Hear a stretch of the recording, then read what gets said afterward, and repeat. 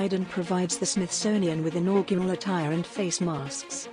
The National Museum of American History in the Smithsonian now has Jill Biden's attire from Inauguration Day. As part of a Smithsonian Museum display about First Ladies, Jill Biden claims that her Inauguration Day attire served as a voice for me on one of the most important days of my life. She remarked on Wednesday, just before mannequins wearing her clothing were formally added to the display, that the dresses, one blue and one white, with matching jackets and face masks, spoke to the American people then, and now they will continue speaking to generations to come. The First Lady remarked at the museum, "They will help tell not only my story, but the story of what Americans endured together." Following the removal of a malignant tumor from her face and another from her chest, it was her first outing in public in 2 weeks. She remarked, "Today is so much more emotional than I ever expected it to be." President Joe Biden skipped the traditional inauguration ball where First Ladies donate their ball gowns to the Smithsonian. At the height of the COVID-19 pandemic, when such huge indoor gatherings were forbidden, he assumed office.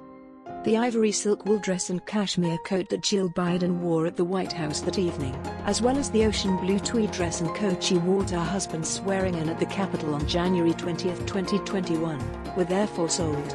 They were created by founder and designer of Marcari and Alexandra O'Neill and founder and creative director of Gabriella Hearst, respectively. The First Lady's face masks were also included to the First Lady's collection at the National Museum of American History in honor of the historic importance of the inauguration. Both designers who spoke at the occasion received accolades from her. O'Neill was a young fashion designer when Jill Biden claims she first met him.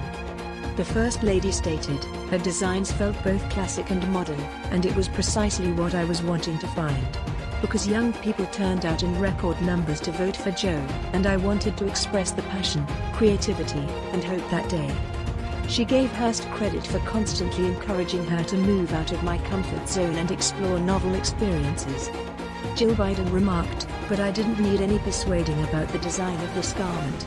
Hearst concurred when she said, "My priority on Inauguration Day was becoming a First Lady for all Americans."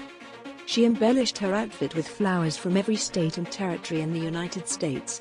She also placed my home state of Delaware right above my heart, according to Jill Biden.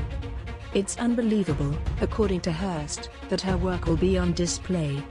She said, "I have to pinch myself." As a designer, Hearst said of the First Lady, "I couldn't imagine of a better muse." The face masks, according to Jill Biden, are tiny scraps of fabric that reflect the magnitude of what we all faced at the time, an epidemic that has transformed our globe forever. The mannequins were then placed inside the exhibit, one of the Smithsonian Institution's most visited sites. It showcases the inaugural gowns that Jacqueline Kennedy, Laura Bush, Michelle Obama, Melania Trump, and other first women wore. On Thursday, the museum will reopen to the public.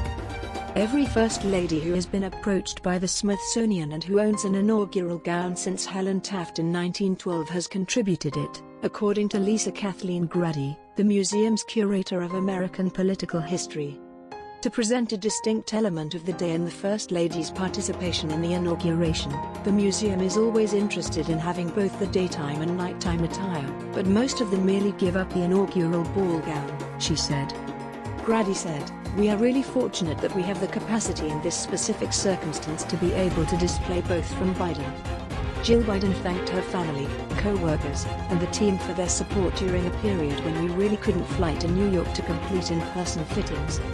It was evident that she was overcome with emotion as she added, "It's really an honor to serve as your First Lady."